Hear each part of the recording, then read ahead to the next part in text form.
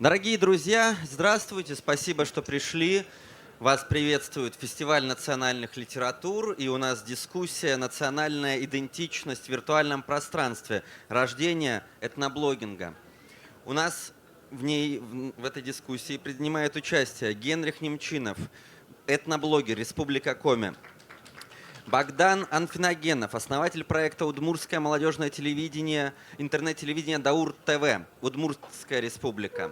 Даниял Исакаев, основатель проекта «Далсар ТВ», Ногайское телевидение, Республика Дагестан. И Алексей Самбендалов, видеоблогер, Ханты-Мансийский автономный округ. Меня зовут Кирилл Сафронов. Я думаю, у нас будет некоторое количество вопросов, и мы на них будем отвечать как получится. Первый вопрос. Как каждый из вас считает, чем блогер отличается от журналиста и чем на него похож? Я считаю, что блогер отличается от журналиста это свободой. Именно журналист, он как-то в рамках, а блогер, он может обо всем говорить. Также он публикуется больше, наверное, в интернете. Журналист это больше печатные издания. Хотя сейчас уже можно поспорить с этим. Телевидение это тоже журналистика. Да. Вот, и есть же такой даже специальный монтаж блогерский. То есть он такой весь динамичный, особо без академизма. А журналист, он все же в каких-то рамок держится и принципов монтажа. Я так думаю. Я с Генрихом абсолютно согласен, потому что у журналистов всегда есть какие-то рамки, условия, правила, и нельзя выйти за формат, нельзя выйти там за тайминг, да. А те же самые журналисты иногда являются блогерами, правда ведь? То есть ведут свои дневники в соцсетях, там что-то выкладывают помимо своего теле там или радиоэфира, или своей газеты. Вот поэтому блогинг это такой, для меня это дневник. Раньше мы его вели прям в тетрадках, да, а сейчас все ведут в своих блогах, неважно в какой соцсети. И поэтому журналистика, она такая серьезная, по правилам, в рамках. А блогером может быть кто угодно, потому что кто угодно может вести свой дневник. Вот. Но дневник это же что-то такое любительское, это что-то такое, черновик какой-то, это не для публики. Так вышло, что раньше не было соцсетей, интернета, и мы свои дневники могли только друзьям там передавать, да, анкеты, а сейчас все могут на публику это давать, и я думаю, в этом и суть, что тут свобода творчества, наверное, в блогерстве. То есть, мне кажется, же вообще можешь снимать видео, можешь фото, можешь мемы, можешь делать там стикеры, стихи можешь писать в своем блоге. То есть тут как раз свобода творчества, а журналистика все-таки требует, наверное, какого-то все-таки образования, подготовки и каких-то правил. Вот. Подумай, Генрих, сейчас на втором круге можно будет ответить, и у меня будет дополнительный вопрос. Я согласен с коллегами. У нас не сколько блогеров, у нас интернет-телевидение, оно, Кирилл, что-то среднее между телевидением классическим, журналистикой и блогерством. Не совсем свобода, но не совсем рамки. То есть мы выкладываем абсолютно все, что хотим, пока нам никто пальцем не указывал, но мы также понимаем, что есть какие-то рамки, не рамки какие-то государственные, рамки больше традиционные, за которые мы выходить не можем, потому что мы понимаем, если мы выйдем, те же наши уважаемые старики, они нас не поймут, поэтому мы стараемся держать в рамках своей национальной идентичности и сохранять тот культурный код, который изначально есть. Поэтому вот мы с Богданом, как бы коллеги, интернет-телевидение, такое решение среднее между блогерством и классическим телевидением, то есть журналистикой. Золотая середина. Золотая середина, да. Передаю Алексею. Я согласен с Генрихом также. В чем? Там видеоблогер. Свобода. Мысль Генриха была в том, что у блогера больше свободы и меньше рамок. В этом, да? Да. Понятно. Спасибо. По второму кругу примерно про то же самое. Вот видишь, Генрих, старшие коллеги тебе говорят, что блогер это, такой, любой может, а все-таки журналистика это серьезно, этому надо учиться. У тебя вот ответ, что здесь свобода, там нет свободы. Да. Никогда ли не хотел ли ты стать журналистом? Ты именно специально пошел по пути блогера? И это вопрос ко всем тоже. Вот вы никогда не хотелось ли вам сменить? То есть делать не телевидение, а блог, потому что там больше свободы, и это может быть дешевле. Вот такой ответ. Никогда не хотелось ли вам сменить одно на другое, каждому из вас? Вообще, честно говоря, не хотелось. Хотелось, наоборот, уйти от публичности, их снимать других публичных людей. И поэтому я даже поступал в ВГИК на оператора, но не удалось. Вот такое было. А именно блогером я стал, потому что это было молодежно, современно, популярно среди моих одноклассников. Вот, поэтому я пошел в YouTube за просмотрами и за лайками. Ну, а ты согласен с позицией, что, ну, все-таки блогером может стать каждый, для этого не надо учиться, это как бы, ну, так, знаешь, ну, как, ну, можно играть в футболе российского 3-го дивизиона, а можно просто в дворовой футбол. Нет, в любом случае блогером стать не может каждый, потому что для этого нужны все-таки задатки. Первое — это общительность и умение разговаривать или задавать вопросы, но не все этим наделены качеством, вот, поэтому изначально не все могут стать блогерами. Вот. Но все могут стать блогерами, кто захочет, потому что для этого не нужно аккредитацию проходить, не нужно дипломы получать. И вот в этом есть свобода. Так, ну если на вопрос про журналистику, наверное, я с детства как-то мечтал все-таки ну, в журналистике быть таким или иначе образом. Я даже тоже хотел радиоведущим. Ну, резюме отправлял, да, у нас местные в Удмуртии там на радио. И всегда это была такая мечта. Типа, круто же работать радиоведущим, приходить на радиостудию и каждый день этим зарабатывать деньги, да? Поэтому, наверное, интернет-телевидение, какая-то из детства еще вот это, что телевидение это круто, да, что там MTV, там, не знаю, какие-то каналы. Но когда вот на самом деле этот Даур ТВ реализовывал, я понял, что это формат уже очень старый. То есть, грубо говоря, интернет убил телевидение. И я этот омертвевший формат пытаюсь засунуть в интернет. Грубо говоря, сетку вещания, там по времени все выстраивать. Но потом я понял, что, блин, я сам уже 15 лет не смотрю телек, получается, вот, и сам сижу в интернете, и зачем я это делаю, пока сам до сих пор не понял. Вот. Но перед журналистикой у меня всегда есть какое-то вот такое чувство, что, блин, да, это люди там где-то высоко, далеко, вот, и круто быть ими. Все-таки было такое, да. Вопрос звучит примерно так: являемся ли мы мейнстримом или андеграундом больше, да? То есть я все-таки пришел к выводу, что все-таки это больше андеграунд. По поводу нашего народа, нам чуть не то что легче, у нас не было выбора, скажем так. У нас нет своей республики, и надо было выходить из ситуации, когда надо было объединить несколько республик, несколько областей, в том числе крайний север, где живут наши, город Москва, в одно целое. Выход только один. То есть невозможно купить радиочастоты, которые вещают на всю Россию. Это крайне дорого. 22 миллиона я узнавал. Кнопка стоит в 3 калории. 22 миллиона рублей. Ну, неимоверные деньги, поэтому выход был только один — интернет. То есть везде, где есть интернет, можно найти. И при этом такая мечта, как вот сейчас Богдан говорил, мечта своя, вот сохранить, коллега вот Илья сейчас говорил, сохранить песнопение наших бабушек, сказки, колыбельни и так далее, удается все-таки, когда ты более свободный. Если были бы рамки, наверное, мне указывали бы: туда не ходи, туда ходи. А тут была полная свобода, нам удалось обойти несколько регионов, собрать все воедино, и сейчас у нас огромный архив, который... Он такой частым является, он только наш. Поэтому все-таки развязывание руки — это является первостепенным в интернет-телевидении. Это круто, что есть такой... Ну, можно одному самостоятельно, ну, конечно, наличие каких-то денег, это создать. В принципе, все. Я недавно стал блогером. Некоторые вопросы не могу сказать на это. А чем вы вообще интересуетесь, до этого занимались? Ну, понравилось, вот снимаю природу. Фотографируете? Да. Понятно. Окей. Ну, смотрите, когда мы выходим в интернет, то есть, ну, у нас нет кнопки на триколоре, потому что это дорого, поэтому мы выходим в интернет. В интернете мы даже не то, чтобы тут конкурируют национальные языки и русский язык, или там английский язык, китайский язык. Тут у нас котики, тут у нас футбол, тут у нас как приготовить настойку из ананаса. Тут у нас столько контента всякого.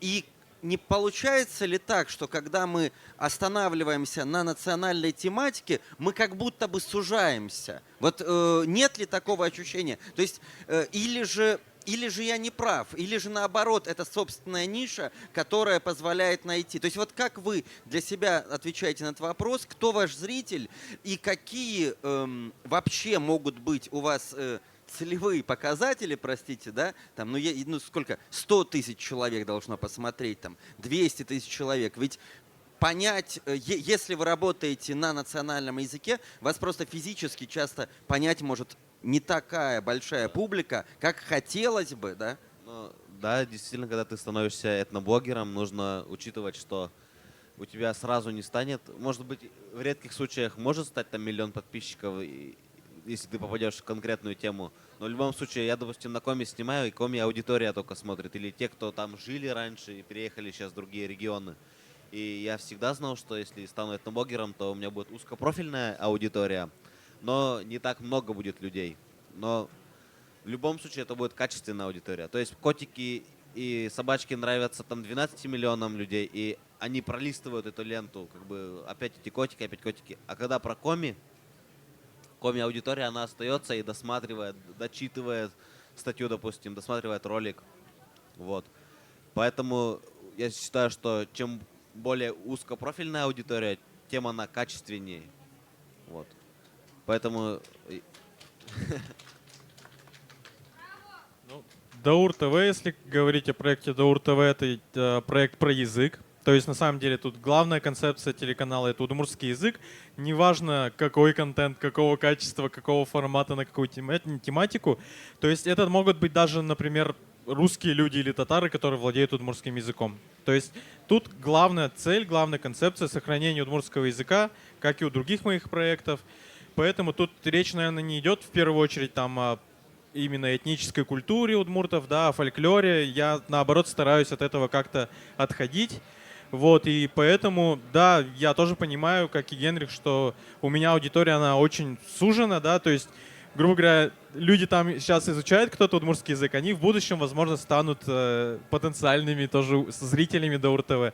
А так тоже это вот тот процент удмуртов, владеющих удмуртским языком, только они его и могут воспринимать, но для этого я и работаю. Многие говорят о том, что надо переходить на русский, надо вовне, да, работать, чтобы про удмуртов узнавали. У нас такие проекты тоже есть. Вот Вера Вандербера, Максимус Спин, такие уже популярные блогеры, которые продвигают удмуртов, акцент удмуртский, через юмор и так далее. Но у Даур ТВ миссия другая. Как сейчас скажу, у меня подруга однажды мне сказала, что она проводила литературный фестиваль, и ей сказали: занимайтесь переводами удмуртской литературы. Алина Крестьянинова, вот она очень круто ответила. Она сказала, что нет, мы не будем этим заниматься, потому что если мы сейчас не будем делать литературу на удмуртском языке, вот мы конкретно, то переводить потом просто будет больше нечего. То есть мы должны делать контент на языке в том числе. А вот переводы там вовне, реклама, это придет потом. Главное делать контент. Вот.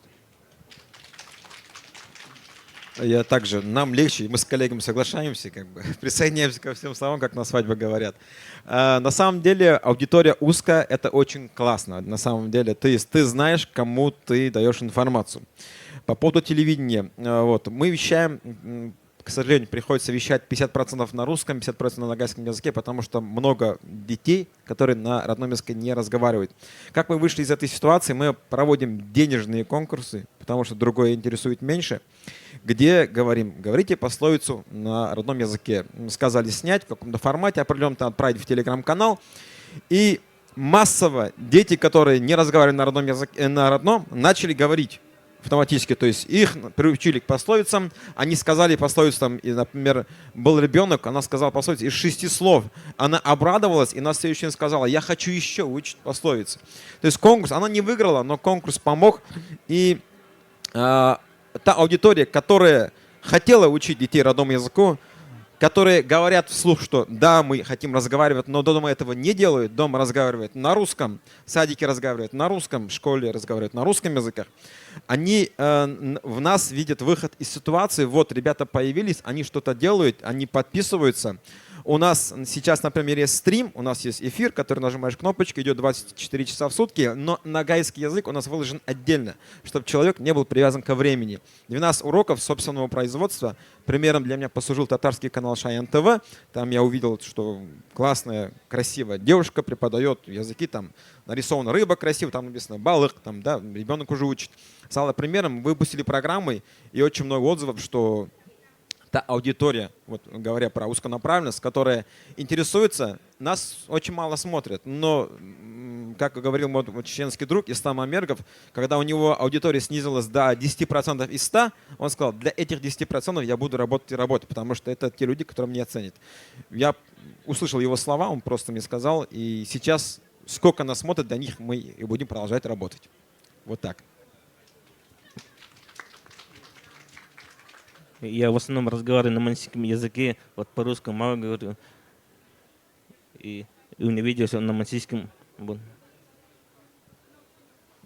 Но там у вас в основном в ТикТоке песни просто, они часто на русском. Да, всё-таки. на русском. Но некоторые видео у меня на свои, на мансийском есть. Именно песни, да? Да. Понял, ага. Ну смотрите, нет, это все, я совсем согласен. Я тоже за все хорошее против всего плохого, честное слово. Но только я же понимаю, что даже если ты блогер, тебе нужна камера, к камере тебе нужна оптика, коптер, который еще где-то разрешен, чтобы он летал и снимал, монтажный комп, экспедиция куда-нибудь, билеты, проживание, питание. Если ты телек, то у тебя уже вообще, наверное, съемочная группа, там, звукорежиссер, там, ну, целая история. И в этом смысле, а как вы вообще монетизируетесь? Выходите ли вы в ноль? Или вы выходите в огромный плюс? Какие-то делаете коллабы, финансовые, нефинансовые, подписки, не подписки. Ну, короче, продаете рекламу. Можете рассказать? Просто очень интересно. Вообще, я хочу... Меня слышно, да? А я не понимаю. Слышно нас? Здесь нам ветер Работает? просто, мы не А. понимаем. Да. Вообще, как у меня началась деятельность? Я попросил у родителей изначально одну камеру маленькую, которую мне подарили на день рождения. Я стал снимать. Потом ударила пандемия, я стал снимать про этноблог, про мое село. Потом пошли конкурсы. Российские конкурсы, на которых я своими роликами выиграл. Ноутбук выиграл, где уже можно было монтировать в поездках. Потом начали звать на фестивали. Вот пошла эта вся движуха именно благодаря этому блогу. Потом, благодаря тому, что у меня узкопрофильная аудитория, они много между собой общались. И там, допустим, некоторые работают в комик-культурном центре, да, в культурных центрах, и они начали уже меня звать как оператора, чтобы я им проекты снимал, уже действительно за деньги. И вот так я копил на свое профессиональное оборудование. То есть это все миф, что если узкопрофильная аудитория, заработать больших денег не удастся. Возможно такое поднять. Допустим, я могу сказать, что благодаря этому блогу у меня был один фильм, который заказали, вот один на 20 минут, который стоил 100 тысяч рублей. То есть это нормальные деньги, и это все благодаря тому, что у меня узкопрофильная аудитория. Я снимал фильм про коми-людей. Также мы монетизируем благодаря грантам. У нас был грант на 1 000 000 рублей. Сняли 9 роликов, потом мы шли в школы, показывали эти ролики. Также на эти деньги мы шили костюмы, чтобы наглядно показать. Это второй пример монетизации, то есть гранты. Третий пример — это спонсоры. То есть не все коми, как мы, журналисты. Кто-то комик, который открыл свою фирму, кто-то предприниматель, кто-то еще работает в крупных компаниях. И он увлекается коми-культурой. Ему интересно, чтобы она развивалась. И он донатит. Донаты, знаете все, что такое донат? Он донатит нам, допустим, чтобы мы за него как бы сняли, за него прославляли коми-культуру. А ему от этого приятно, что он тоже является частью. Вот это уже третий вид монетизации. И я считаю, что если у тебя есть какая-то конкретная миссия, то потом все остальное уже придет, и ты как-то найдешь способы реализовываться. Вот. Ну, у меня с монетизацией как-то похуже, но вообще Даур ТВ это больше общественный проект по сохранению языка, поэтому я не ставлю во главе угла, да, что прямо вот нужна монетизация.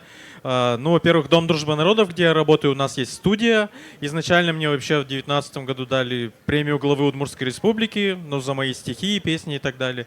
И на эти деньги уже закуплена была как раз техника: камеры, свет, софтбоксы, микшерный пульт, компьютер, то есть основная база вот именно вот это. И также есть, конечно, поддержка от Министерства национальной политики, от Дома дружбы, где я работаю. Также я пытаюсь найти спонсоров, искать спонсоров где-то, чтобы мебель в студию купить. Сам что-то там на Авито всяких покупаю, пытаюсь на свою зарплату что-то покупать. Вот, то есть выход всегда есть, но, как я говорю, у меня нет такой цели, как монетизация. Конечно, мечта об этом есть, но я просто не верю. Я не верю в то, что удмурты будут прямо вот рублем платить там за видео на удмуртском языке. А вот Генрих скажет, что нет. Ну, это гранты, например, да, гранты я просто сам вообще очень не могу, не люблю грантовую систему, вот эту всю отчетность, вот это все, поэтому я не участвую в грантах, и это все равно, наверное, не такая монетизация, она эпизодическая, скажем так, да, вот, если бы было там, не знаю, хотя бы 1000 подписчиков, которые ежемесячно, вот как Дослар ТВ бы с платной подпиской были и все такое, не знаю, я не верю, что у нас это прокатит. То есть нет такого ажиотажа. Ну вот Марина готова, но на одной Марине мы не вывезем, конечно. А я просто не понимаю, а почему? В смысле, просто- чем вы хуже? В смысле, я не понимаю. Ну, как тоже Даниэл говорил, что все равно нет такого прямо ажиотажа у народов России, да, у представителей, когда речь заходит о национальном языке, о национальной культуре именно насчет монетизации. Вот. Не знаю, у нас есть краудфандинг, да, краудфандинг в группе ВКонтакте, но за 3 года там 1020, наверное, нам, то есть накидали донатов.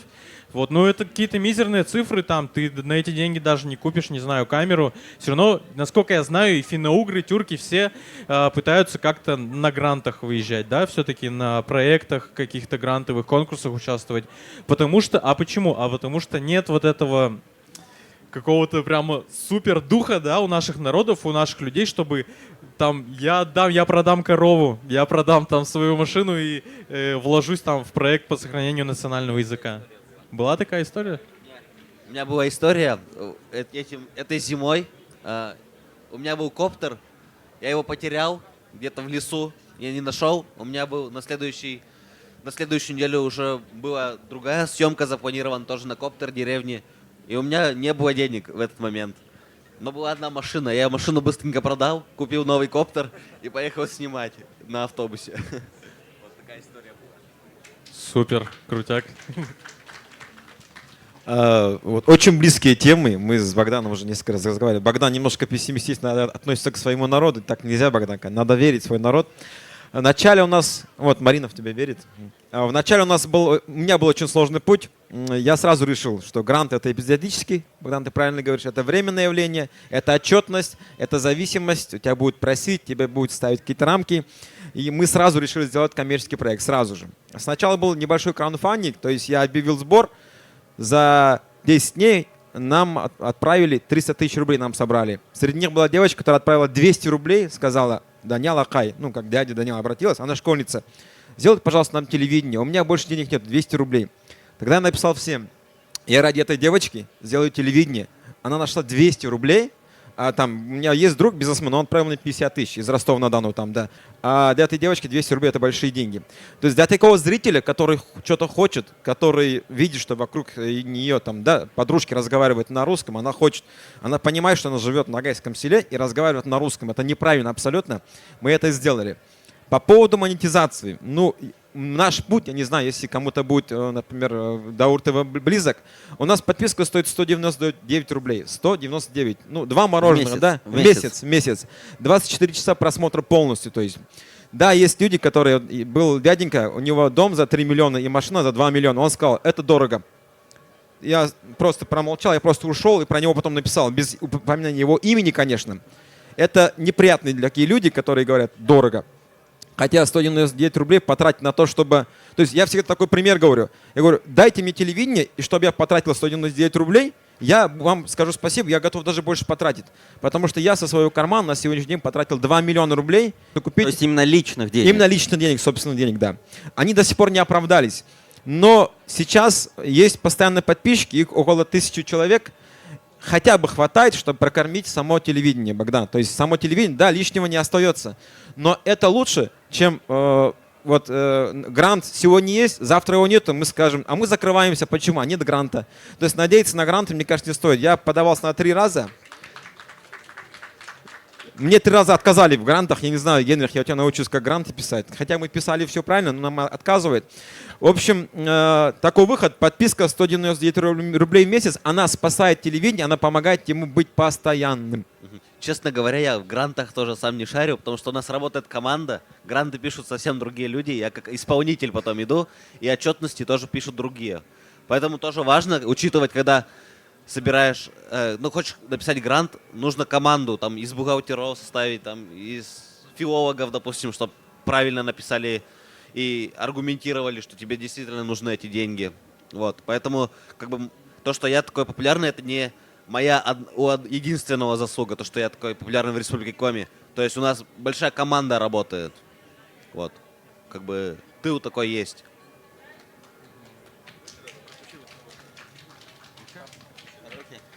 Да. Вы знаете, я убежден, что человек делает только то, что он не может не делать. Почему вы не можете не делать то, что вы делаете? Давай оттуда начнем. Давайте вопрос перефразируешь, он вообще непонятен. Да?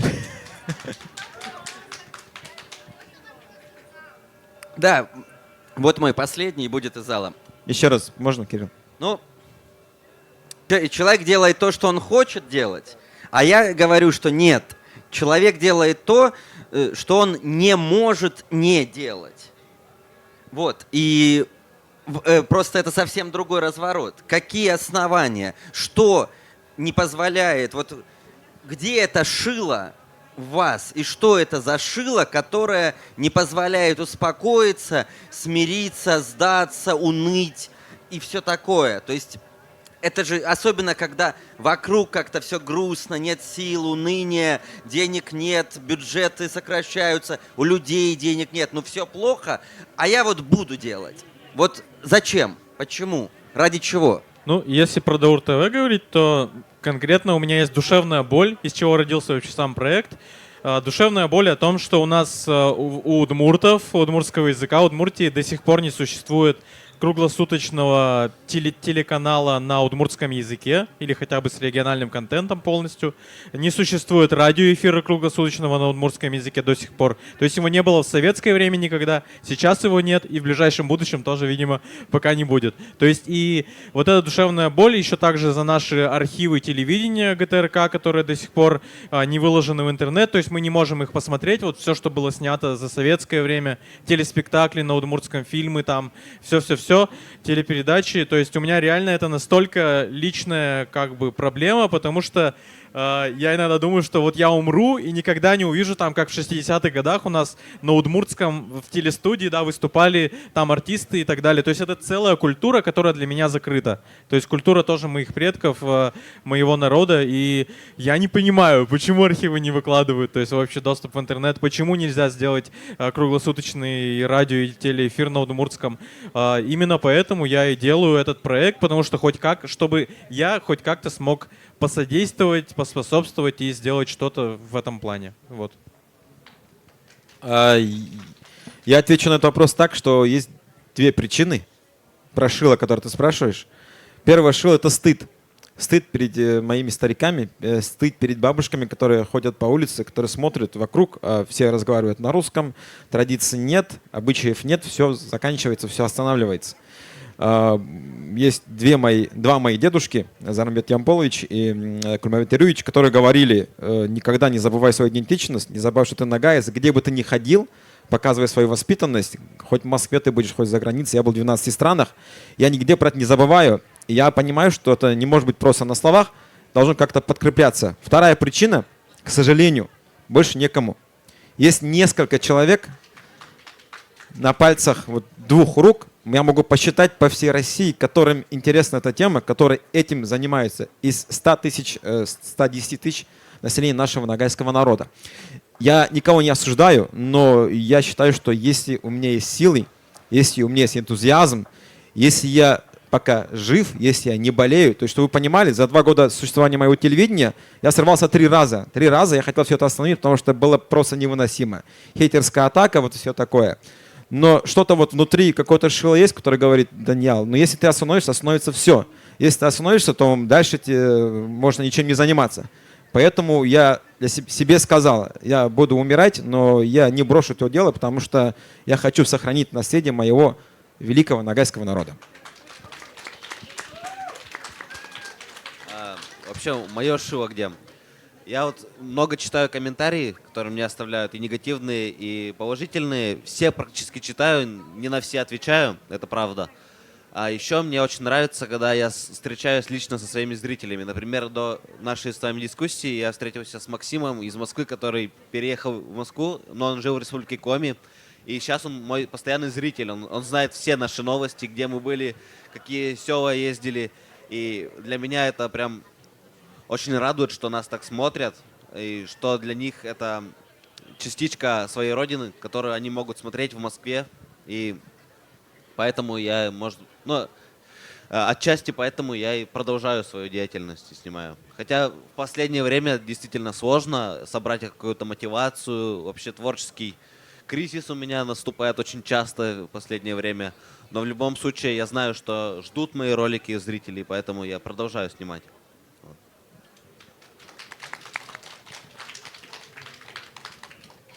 Пропустите? Хорошо, время вопросов из зала. У нас есть еще минут так 7-10. Сейчас, Маша, ты вторая, а была еще Марина, да, если я правильно запомнил? Спасибо. Может, здесь, да, прям так? У меня на самом деле был вопрос про мотивацию, но вы частично ответили. Поэтому можно я задам вам вопрос про ваши амбиции? Наверное, вот есть мечта и цель, да? Я их различаю, например.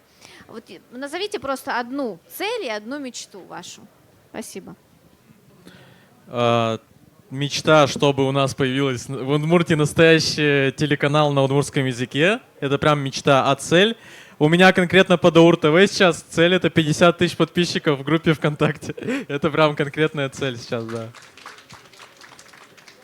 да. У меня мечта выйти в офлайн, то есть я сейчас организую тур, Вижемский район, мой родной район, и хочется, чтобы люди уже начали физически посещать наш регион, наш район, Ижемский район, потому что я с него начинаю, это моя малая родина. Вот такая у меня мечта. А цель — это вот как раз организовать тур, первый тур, который состоится с 27 июня по 2 июля, Вижемский район, на праздник Луд. Вот такая цель. Ну, моя цель, если из таких материальных целей, это 5000 подписчиков непосредственных, которые будут смотреть, потому что я понимаю, эта цифра не за сумму денег, которые мы там соберем, а из-за того, что этого зрителя хватит на то, чтобы этот зритель подпитывал другого зрителя. То есть, если будет папа или мама, он будет говорить там ребенку. Это первое. Вторая цель — это тоже родной язык. То есть сейчас, если разговаривать, очень мало людей в школах.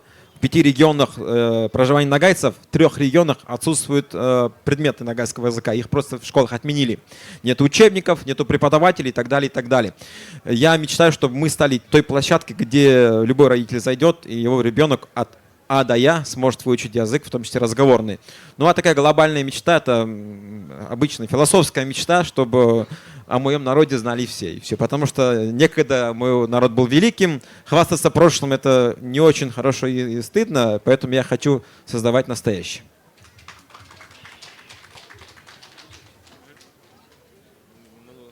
Но вы не смотрите, что Алексей стесняется действительно. Он приехал издалека, он живет прямо реально, как я понял, в деревне, где живет только семья. И Алексей в основном снимает природу, в ТикТоке выкладывает, поэтому пока к публичности не привык, ему тяжеловато. Вопрос второй. Добрый день, Мария Ягушева, Республика Коми.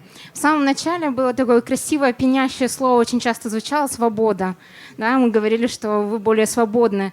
Но времена простыми, наверное, не бывают, а у вас есть подписчики, просмотры, гранты, спонсоры, официальные фестивали и прочее. Как часто вы вообще сталкиваетесь с самоцензурой?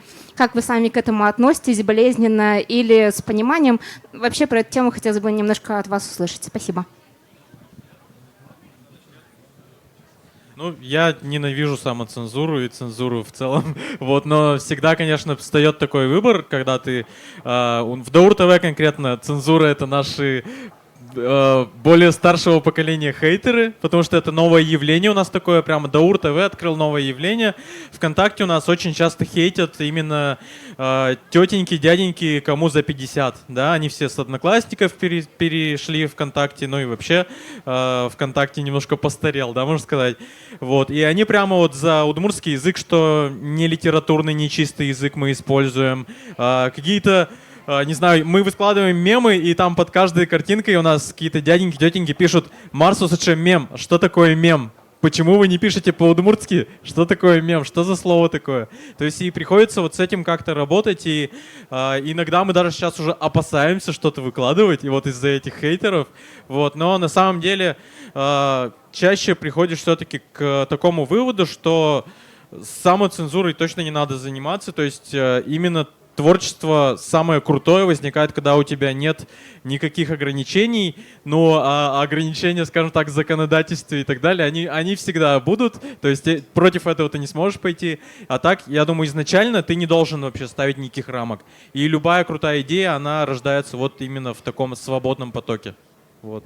Я в этом как-то убежден. Но я тоже часто пробую новые в своем творчестве, но, естественно, самоцензура есть, включая законодательство. Но мне хочется заниматься творчеством и продолжать свою деятельность, а не чтобы какой-то момент пришел и меня закрыли, потому что какой-то ролик такой выложил против закона. Вот. А так, в целом, я испытываю много разных новшеств в этом смысле слова. Все. 80% моего населения проживает в селах, а не в городах, поэтому мы меньше сталкиваемся с проблемой цензуры именно государственной. Больше есть проблем, про которую говорил коллега Богдан. То есть, смотрите, глобализация всему проблема. Есть аудитория религиозная. Они говорят, давайте побольше религиозной тематики. Она у нас есть. У нас есть хутбы, вот есть представители вот, мечети здесь, Такир, наш мой сосед. Те, кто не хочет религии, они говорят, дайте больше концертов. А те говорят, религиозные говорят, а зачем нам концерты, петь нельзя в религии и так далее, и так далее. То есть мы разношерстная аудитория, всем угодить не получается, но цензура именно вот такая, существует народная, понимаете? Мне приходится выйти в народ, разговаривать с каждым и каждому объяснять, что почему там и религия, почему там концерт, объяснять, что вот, а если не будет концерта, то вот сосед обидится. То есть практически вот у нас такое телевидение, когда мы начинали, через 3 месяца я не мог набрать подписчиков, было 100 зрителей. Телевидение, 100 зрителей. Я так шутил, что я каждого зрителя знаю в лицо, лично. Я знаю, кому я транслирую. После этого их стало 1000, и с тех пор в районе вот 800 тысяч курируем. То есть я всех знаю, и у меня чуть легче диалог. Вот Муртов чуть больше, вот нас чуть меньше. Мне чуть легче, потому что я с ними веду диалог, реально. Иногда даже офлайн. Поэтому чуть легче. Цензура есть именно народная. Дяди и тети, которые говорят, зачем вы развлекательные программы выпускаете, давайте наши старые песни. А есть молодежь, которая нас тоже смотрит. Поэтому с цензурой вот так дело обстоит. Товарищи организаторы, подскажите, у нас есть еще время на один... Еще есть... Подождите, тогда сейчас сначала вот был человек. Здравствуйте, уважаемые блогеры. Меня зовут Павел Александров, удмурт по национальности, Республика Татарстан. У меня есть очень острый вопрос к вам. Будучи удмуртом, который проживает на территории Республики Татарстан, у меня есть свой особенный диалект, и я не понимаю иногда речь удмуртов, которые живут в Удмуртии. И вопрос к всем вам. Например, есть Ижемский район Коми Республики, а есть Курт-Киросский район, где говорят на другом языке. Вот есть нагайцы, которые живут в Дагестане, а есть, которые живут в Астраханской области, они себя карагашами называют. Есть Ханты-Манси, есть южные и северные удмурты, есть бесермяне. Как вы адаптируете свой материал, видеоматериал и текст? Уступает ли он восприятию вот как раз-таки разных языковых групп? Спасибо. Вопрос на самом деле острый, Павел. Вы, по-моему, в подписчиках у нас вчера появились, да? Я вас видел, спасибо за то, что подписались. Вы правильно сказали, если нагайцы Чеченской Республики, Дагестана и Ставропольского края проживают на территории Ногайской степи, то есть то место, это наше родное место, то есть Карачаево-Черкесия, это уже горный, мы живем в степи. А есть Астраханская область, которая, например, не танцует лезгинку, а мы танцуем лезгинку, потому что мы живем на Кавказе. И культура стала немножко разная, и язык стал разный. Есть карагаши, есть юртовцы. Выходим из ситуации так, мы снимаем отдельные программы про наших, тех, кто живет, Хараногай мы их называем, это я принадлежу каранагайцам. Отдельно я поехал в Астраханскую область, села Растопуловка и так далее, мы снимали программу про них, они разговаривают на своем языке. Например, у нас есть программа про кухню «Ас Болсуны», и они сплошь разговаривают на нагайском, на их диалекте. То есть, кухня, там, ун, утпек, это все можно понять. То есть общие слова одинаковые, но вот это 20%, которые отличаются, другие с удовольствием слушают другой диалект, они говорят, а у них оказывается так. То есть они даже кайфуют, оказывается, это мы недавно для себя поняли, от диалекта других нагайцев. Они впервые узнали, что существует, потому что раньше, когда не было интернета, вообще не знали, что живут нагайцы там, да, на расстоянии там, вообще в другом регионе. Поэтому у нас так говорят, в диалектах наше богатство. Есть такая фраза, я с этим абсолютно согласен.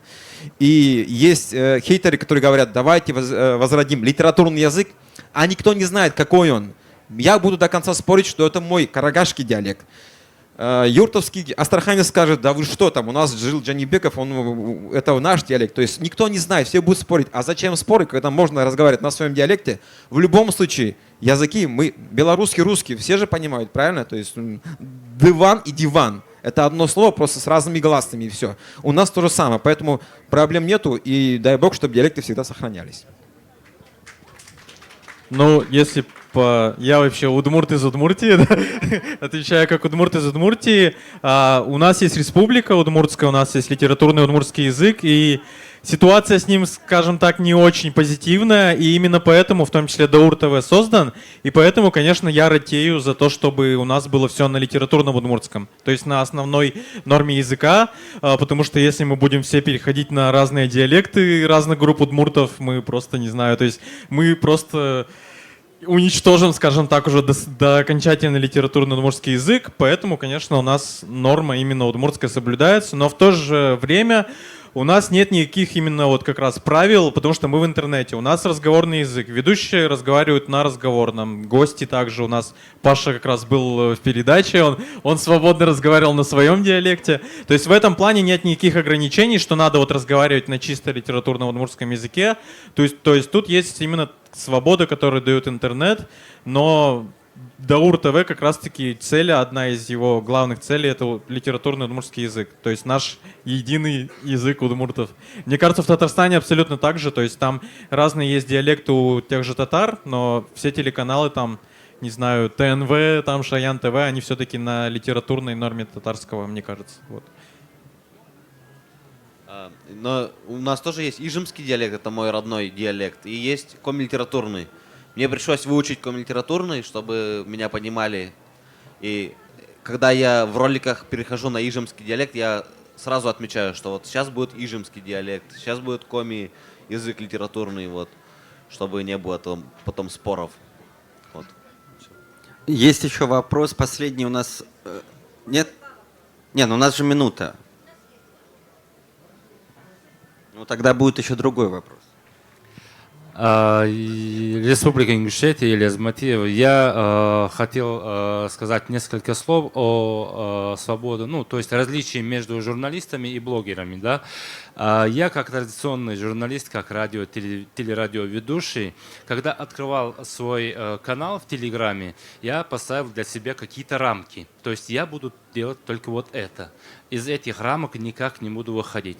А сначала я видел, каждый день ко мне подписывались там по 50, по 60, 100, ну где-то около 5000 за полгода набралось около 5000 подписчиков, и потом постепенно они начали уходить. То есть, когда я задавался вопросом, почему вы уходите, куда вы уходите, они мне отвечали: все, что ты вещаешь, есть на телевидении. Ты зачем нам нужен? Но в глубине души я чувствую себя журналистом, не блогером, но все же потом я решил выйти из этих рамок, то есть быть журналистом свободным, то есть как бы рассказать моим подписчикам, моим зрителям то, что они хотят, то, что им не хватает. Поэтому это очень важно. Есть, конечно, различия между блогерами и журналистами, но даже если ты, находясь в каком-то телеканале, работая в телевидении, любой журналист может найти себя, свою ношу, чтобы он мог вещать в свободном доступе. Вы делаете очень хорошее дело. Желаю вам удачи. Спасибо. Спасибо. На этой чудесной ноте мы заканчиваем нашу дискуссию. Спасибо. Фестиваль национальных литератур. Дальше уже все в другом формате. Фестиваль национальных литератур. Подписывайтесь на нас в соцсетях. Спасибо большое.